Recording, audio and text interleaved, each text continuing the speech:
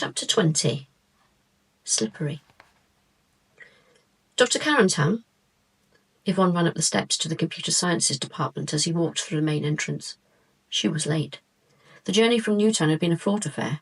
She had spent nearly 30 minutes of it stuck behind a horse box, and she was already leaving the station. Half of the trip she spent swearing under her breath. Carantan took his time turning around.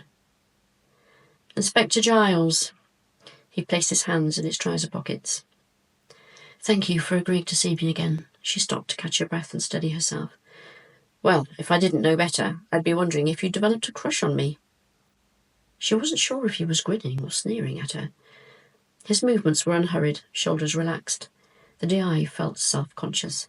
She attempted to smile but managed only a small movement with her mouth. She felt off kilter, still tired from the night before and the uneventful stakeout of the festival. Come on in. He held the door open for her. She noticed that the sleeves of his thin black pullover were rolled up to his elbows. His forearms were lean but muscular. The way he looked at her as she passed him made the hairs rise on the back of her neck. She wished she had brought Derry or another member of her team. She followed him down the well-lit corridor to a door with his name on it. He opened it and motioned her in. To her left was a desk covered in piles of books and random pieces of paper. On the wall behind it, a medium-sized whiteboard covered in flowcharts. Against the wall to her right ran a row of armless soft chairs. He indicated for her to take a seat on them. She took out her notebook. Carantan sat behind his desk. So, what can I help you with? He looked down at her notebook and then back to her face, its own face, expressionless. I wanted to talk to you about Matthew Hinds. His head jerked back, his eyes boring into her. She continued, I understand he worked for you as a postdoc. He placed his hands together as though in prayer, elbows on his desk, his lips resting on his fingertips. He stayed like that for a couple of seconds. Yvonne cleared her throat. Yes. Matthew Hinds was my research assistant. He looked away, to the window. Why do you want to talk to me about Matthew? She sat back in her chair.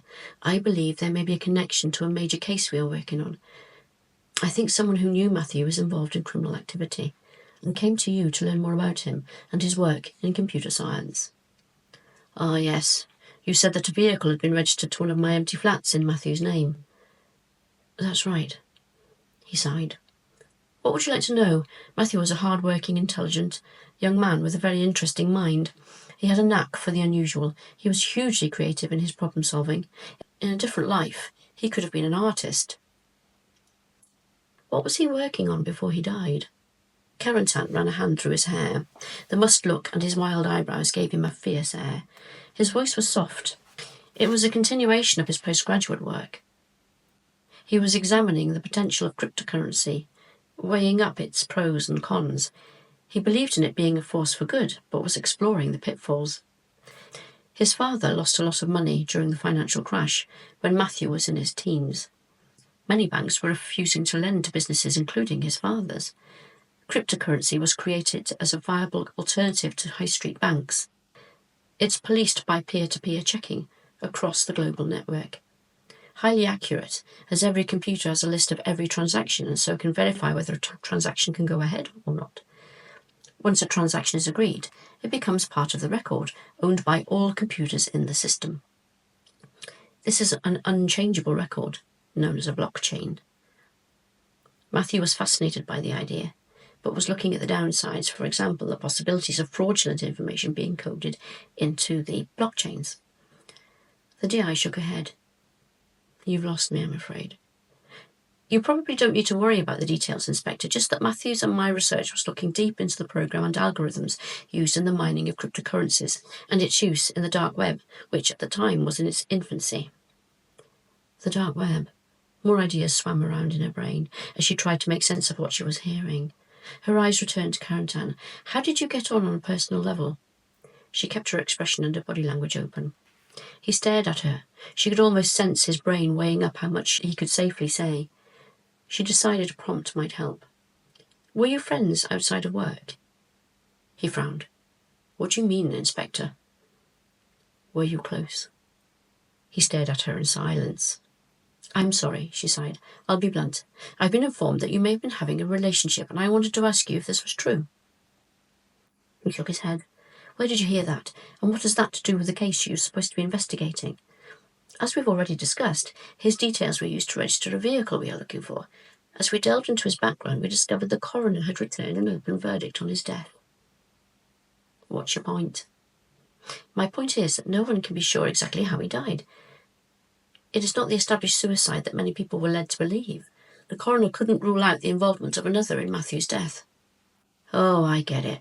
His face contorted, betraying his disgust. You hear from some seedy source that I was having a romantic relationship with Matthew, and you begin to suspect that I had a hand in his death. Is that it? Is that what you think? What, you think I threw him off that cliff? Dr. Carantan, Get out. Get out, and the next time you wish to come here accusing me of murder, bring a warrant. His face still contorted.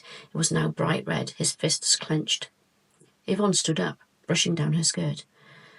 Thank you for your time, she said, as calmly as she could. I'll see myself out. After she had left the building, she leaned her back to it and took several breaths. Carantan clearly had a temper, and she had just been on the wrong side of it. Her legs only just managed to get her to the car. She was still feeling out of sorts when she arrived at Gannet's restaurant in the back streets behind Aberystwyth Castle, where she was due to meet Tasha for lunch.